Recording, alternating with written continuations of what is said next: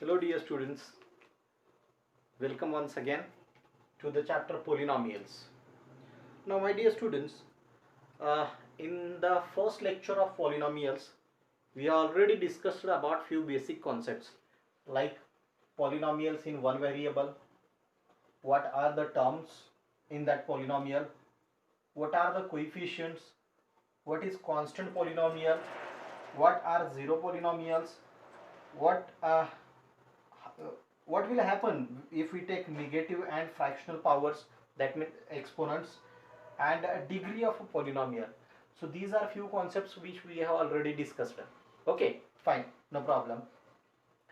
I'll explain the chapter in English and Marathi also, because in mother tongue you will get a very good understanding of the whole chapter. If I'll explain the whole chapter in English, then I think that much understanding will not be there because of the language barrier only. So due to that, we will use both languages, that is English and Marathi also. Okay, fine. Uh, so when we consider this first thing, that is polynomials in one variable, what the polynomial is, पहिली गोष्ट polynomial म्हणजे काय? Polynomial म्हणजे number आणि variable या अशा काही एक्सप्रेशन्सचं जे कॉम्बिनेशन असतं त्याला आपण काय म्हणतोय? पॉलिनॉमियल्स म्हणतोय. सो पॉलिनॉमियल इन वन व्हेरिएबलचा अर्थ काय? जे पॉलिनॉमियल फक्त एकाच व्हेरिएबलमध्ये, जसं मी इथे एक एक्झाम्पल लिहिलेलं आहे, -2x³ + 4x² - 3x + 7. ठीक आहे. आता हे जे पॉलिनॉमियल आहे, हे पॉलिनॉमियल आहे का नाही हा पहिला आमचा प्रश्न आहे. ठीक आहे. तर हे पॉलिनॉमियल आहे, नंबर आणि व्हेरिएबल यांचं कॉम्बिनेशन आहे. त्याच्या व्यतिरिक्त एक कंडिशन आम्ही लावतोय, आणि ती म्हणजे जे काही व्हेरिएबल्स आलेले आहेत त्या व्हेरिएबलची जी पॉवर आहे तर ती इंटिजर असणं गरजेचं आहे, आणि त्यातल्या त्यात पॉझिटिव्ह इंटिजर असणं गरजेचं आहे. म्हणजे आम्ही म्हणू शकतो की जे काय आमचं इथं व्हेरिएबल आलेलं आहे तर त्या व्हेरिएबलची पॉवर होल नंबर असणं गरजेचं आहे. व्हेरिएबलची पॉवर होल नंबर असणं गरजेचं आहे. ठीक आहे, फाईन, नो प्रॉब्लेम. सो एक इसेन्शियल कंडिशन आम्ही इथं सांगितली की काय सांगितली? पॉवर और exponent of variable, exponent of variable, exponent of variable must be what? Must be whole number. Must be whole number. म्हणजे जे काय तुमचं एक्स आलेलं आहे, वाय आलेलं आहे, झेड आलेलं आहे, जे ते व्हेरिएबल म्हणतो आपण त्याला, तर त्याची पॉवर किती असणं गरजेचं आहे? त्याची पॉवर ही आपली होल नंबर असणं गरजेचं आहे. 0 1 2 3 4 5 6 7 अँड सो ऑन, अशा प्रकारचीच असणं गरजेचं आहे. जर तशा प्रकारे नसेल तर मग मात्र ते पॉलिनॉमियल होत नाही. ठीक आहे, फाईन. तर ते पॉलिनॉमियल इन वन व्हेरिएबल, फक्त एकच व्हेरिएबल असेल तर त्याला वन व्हेरिएबल म्हणतोय. जर आपण इक्वेशन अशा प्रकारे लिहिलं, बघा मी जर इक्वेशन अशा प्रकारे लिहिलं, सपोज 2x⁴ - 3xy + 4y³ = 0, किंवा एवढंच लिहिलं आपण, समजा हे एवढंच इक्वेशन लिहिलं, एवढंच एक्सप्रेशन लिहिलं. Is this a polynomial or not? Is this a polynomial or not? Yes, it is a polynomial. Yes, it is a polynomial. But the next question comes in front of our eye is that, is this a polynomial in one variable? Is this a polynomial in one variable? एका variable मधलं polynomial आहे का? होय, नाही. दोन variables आलेले, एक आहे एक्स व्हेरिएबल आणि दुसरा आहे वाय व्हेरिएबल. तर त्याच्यामुळे हे एका व्हेरिएबल मधलं पॉलिनॉमियल नाहीये, दोन व्हेरिएबल मधलं पॉलिनॉमियल आहे. त्याच्यामुळे हे आमचे या कॅटेगरीमध्ये बसणार नाही. हे जे इक्वेशन आहे ते या कॅटेगरीमध्ये बसणार नाही. का? तर ते पॉलिनॉमियल इन टू व्हेरिएबल्स आहे. पॉलिनॉमियल इन टू व्हेरिएबल्स आहे. ठीक आहे, फाईन, नो प्रॉब्लेम. आता बघा, त्याच्यानंतर आपण पाहिलेलं होतं टर्म्स. मी कालच्या लेक्चरमध्ये एक्सप्लेन करत असताना तुम्हाला सांगितलेलं होतं की प्लस आणि मायनस साईनच्या मध्ये जे काही एक्सप्रेशन आलेले आहेत, जे काही एक्सप्रेशन आलेले आहेत ते सगळे आपल्या टर्म्स आहेत. ठीक आहे. इथं मायनस साईन आहे, इथं प्लस साईन, या दोघांच्या मध्ये हे एक्सप्रेशन आलेलं आहे, तर ही माझी फर्स्ट टर्म आहे. हे प्लस साईन आहे, हे मायनस साईन आहे, या दोघांच्या मध्ये एक एक्सप्रेशन आलेलं आहे, ही माझी सेकंड टर्म आहे. हे मायनस साईन आहे, हे प्लस साईन आहे, या दोघांच्या मध्ये एक एक्सप्रेशन आलेलं आहे, ही माझी थर्ड टर्म आहे. हे प्लस साईन आहे, आता ह्या प्लस साईनच्या नंतर ही एक टर्म आलेली आहे, म्हणजे एक एक्सप्रेशन आलेली आहे, ती माझी फोर्थ टर्म आहे. ठीक आहे, फाईन, नो प्रॉब्लेम. सो ही first term, second term, third term, fourth term. समजा जर मी अशा प्रकारचं एक्सप्रेशन एखादं लिहिलं तर 4x³ minus 3x²y plus 3y²x minus 4y³. Okay, fine, no problem. हे अशा प्रकारचं जर मी एक एक्सप्रेशन लिहिलं, ओके, आणि याच्यामध्ये अजून एक मी एक्सप्रेशन ऍड करतोय. समजा इथं मी लिहिलं +7. Okay, no problem. मग आता मला सांगा, पहिली गोष्ट, हे जे आहे ते पॉलिनॉमियल आहे का नाही? Is this a polynomial or not? Yes, it is a polynomial. Yes, it is a polynomial. Is this a polynomial in one variable? No, it's not a polynomial in one variable.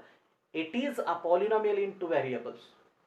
It is a polynomial in two variables because x and y, these two are the variables. These two variables are there. Okay, fine. Now how many terms are there?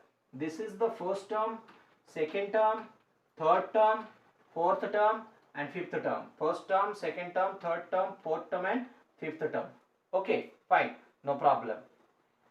Now this expression is a polynomial in two variables which has 5 terms in it.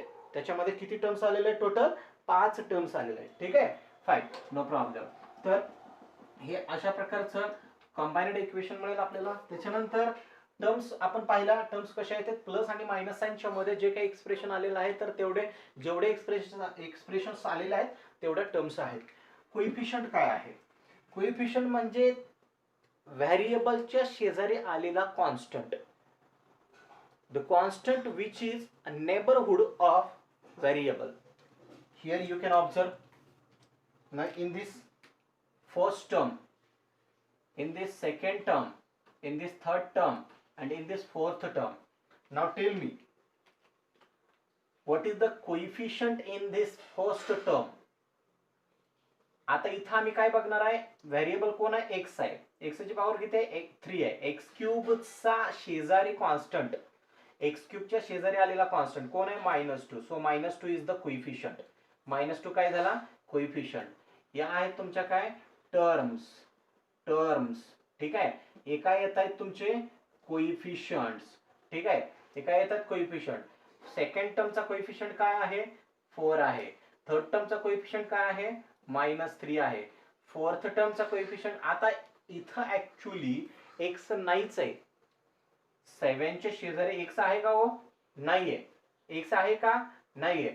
म्हणजे हा जो 7 आलेला आहे, या 7 ला आपण special term use करतोय, ते म्हणजे कॉन्स्टंट. याच्यामध्ये व्हेरिएबलच नाहीये आणि कोइफिशियंट आपण लिहू शकतो, काय प्रॉब्लेम नाही. 7 इंटू x च्या टर्म मध्ये मला लिहायचं असेल तर मी x⁻0 लिहिणार. x⁻0 चा आन्सर किती असतं? x⁻0 चा आन्सर मिळतो 1. आणि 1 इंटू 7 म्हणजे पुन्हा आपल्याला काय मिळणार? 7 मिळणार. ठीक आहे, फाईन, नो प्रॉब्लेम. सो हा झाला कोइफिशियंटचा कॉन्सेप्ट. त्याच्यानंतर काय येतं आपलं? Constant polynomial. हे पॉलिनॉमियलचे वेगळे टाइप्स झाले. कॉन्स्टंट पॉलिनॉमियल जसं हेच घेतले आपण, कॉन्स्टंट पॉलिनॉमियल मध्ये मग आम्हाला काय सांगता येईल बघा? कॉन्स्टंट पॉलिनॉमियल जर आम्ही 5 घेतला, समजा -7 घेतला, हे काय आहेत? कॉन्स्टंट आहेत ना. मग पॉलिनॉमियल आहेत का? आहेत. व्हेरिएबल कुठे आहे? आहे. मग कुठे आहे? सो -7 इंटू x⁻0 आम्ही लिहू शकतो ना. 5 इंटू x⁻0 पण आम्ही लिहू शकतो ना. So x is there. Yes, x is there. x आहे बट ते हिडन आहे. काय हिडन आहे? तर x ची पॉवर 0 आहे. आणि x ची पॉवर जर 0 असेल तर आम्हाला आन्सर काय मिळतंय? 1 मिळतंय. आणि म्हणून आम्ही याला काय म्हणतोय? Constant polynomials. ह्या x⁻0 ला लिहिण्याची गरजच नाही पडत, कारण याचा आन्सर 1 मिळणार आहे. म्हणून this constants are called as constant polynomials. Then comes zero polynomial. Okay, त्याच्यानंतर काय येतं आपलं? झिरो पॉलिनॉमियल येते. 0 हा जो नंबर आहे त्यालाच आपण म्हणतो झिरो पॉलिनॉमियल. फिनिश. 0 हा जो होल नंबर आहे त्यालाच आपण काय म्हणतोय? Zero polynomial. Okay, no problem. Negative and fractional powers and degree of polynomial.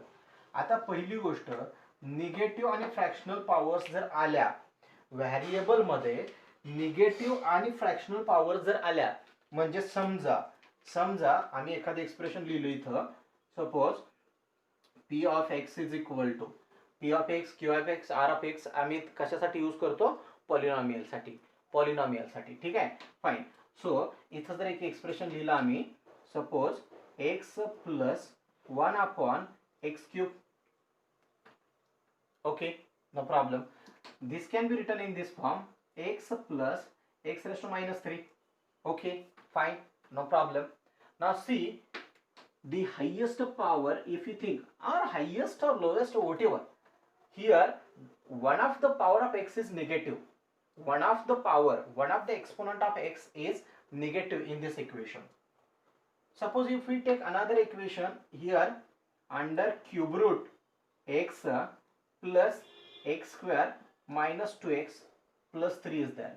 This can be written in this form, x raised to 1 by 3 plus and so on, whatever be the next part. Okay, fine. Now here if you consider first part, the power of x is negative, and here if you consider the second part, the power of x is fraction 1 by 3. So whenever the power of x or exponent of x is negative or fraction, then that expression is not a polynomial. त्या एक्सप्रेशनला आपण polynomial म्हणू शकत नाही. ज्या expression मध्ये x ची power काय येते? निगेटिव्ह येते, किंवा काय येते? फ्रॅक्शन येते, त्याला आम्ही पॉलिनॉमियल म्हणत नाही. त्याच्यानंतर येतो आमचा डिग्रीचा concept, degree of polynomial. One of the most important concept, degree of polynomial. Degree of polynomial काय आहे? तर डिग्री ऑफ पॉलिनॉमियल काय सांगते आपल्याला? डिग्री ऑफ पॉलिनॉमियल म्हणजे थोडक्यात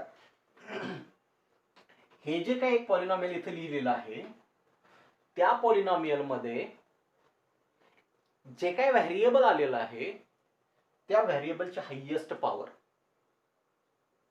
या एक्सप्रेशन मध्ये, या पॉलिनॉमियल मध्ये जे काही एक्स आलेलं आहे त्या एक्स ची हायेस्ट पॉवर, इथे आम्हाला दिसतं एक्स ची हायेस्ट पॉवर किती आहे? 3 आहे. एक्स ची हायेस्ट पॉवर किती आहे? 3 आहे.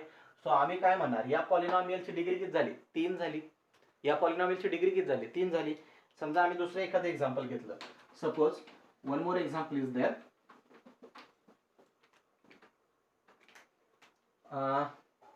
4x raised to 6 minus 6x cube plus 3x minus 2.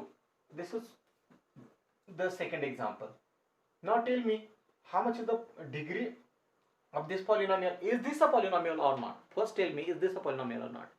Yes, it is a polynomial. If it is a polynomial, then how much is the degree?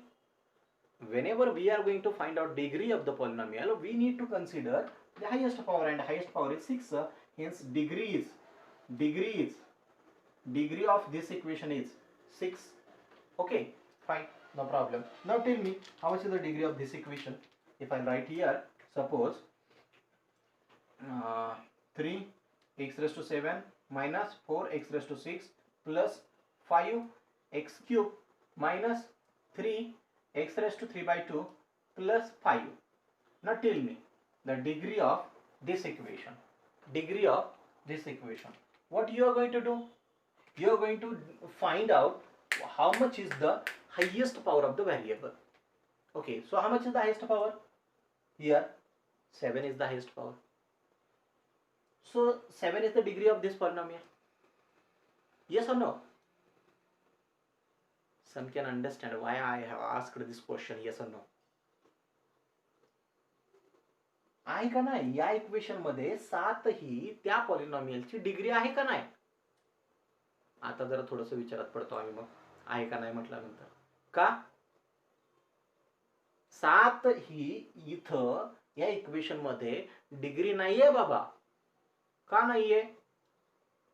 तर पहिली गोष्ट म्हणजे ते दिलेले इक्वेशन पॉलिनॉमियलच नाहीये. First thing is that the given equation is not a polynomial. How? Because of this. Power of x is 3 by 2. and if the power or exponent of x is a fraction or negative, then that given expression is not a polynomial. ते दिलेले expression polynomial नसतं, आपल्याला माहिती आहे. ठीक आहे, म्हणून हे पॉलिनॉमियलच नाहीये, याच्या डिग्रीचा काही प्रश्नच येणार नाही. ठीक आहे, फाईन, नो प्रॉब्लेम. सो हे बेसिक कॉन्सेप्ट आपण पाहिलेले आहेत आणि आता याच्यावरती काही एक्झाम्पल्स आपल्याला बघायची आहेत. ठीक आहे, बघा आता ठराविक एक्झाम्पल्स मी इथं घेतोय. तर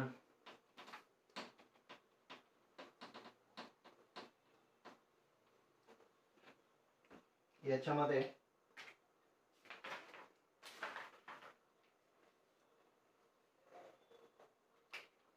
which of the following expressions are polynomial in one variable and which are not. मग आता जस्ट इथं एक एक्सप्रेशन लिहिलं, समजा मी पहिलं इक्वेशन लिहिलं 4x² - 3x + 7, 4x² - 3x + 7. दुसरं जर इथं लिहिलं सपोज y² + √2. थर्ड जर मी लिहिलं suppose 3√2 3√t + t√2.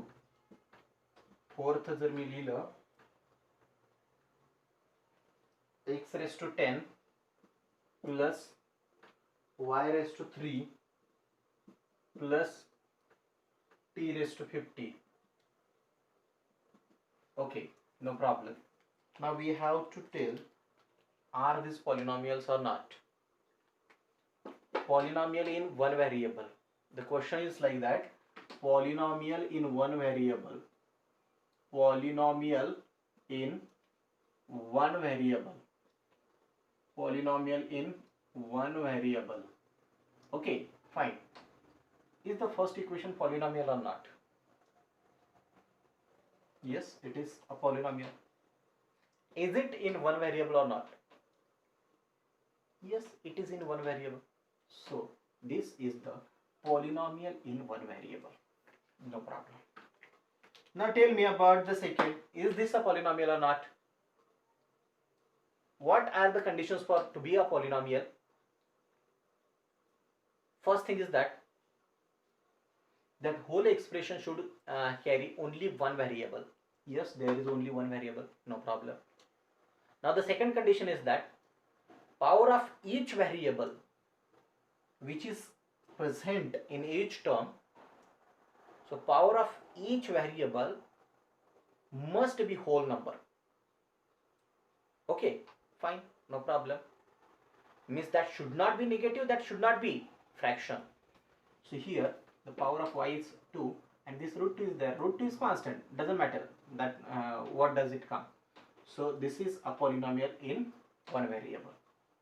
Then this one, yes, obviously when we see about this towards this √t, we can get easily idea about is it a polynomial in one variable or not. Yes, it is in one variable.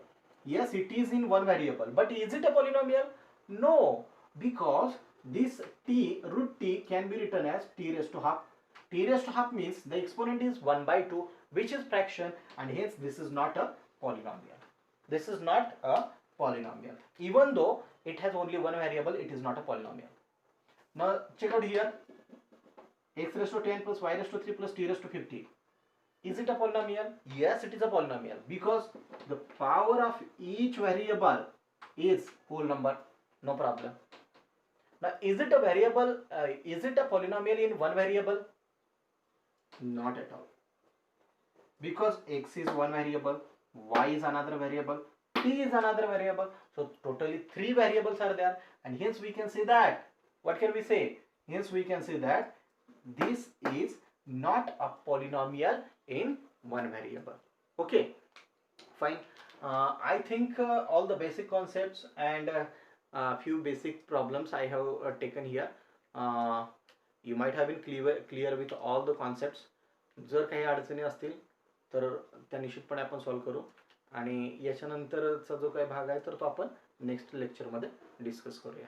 ठीक आहे, thank you.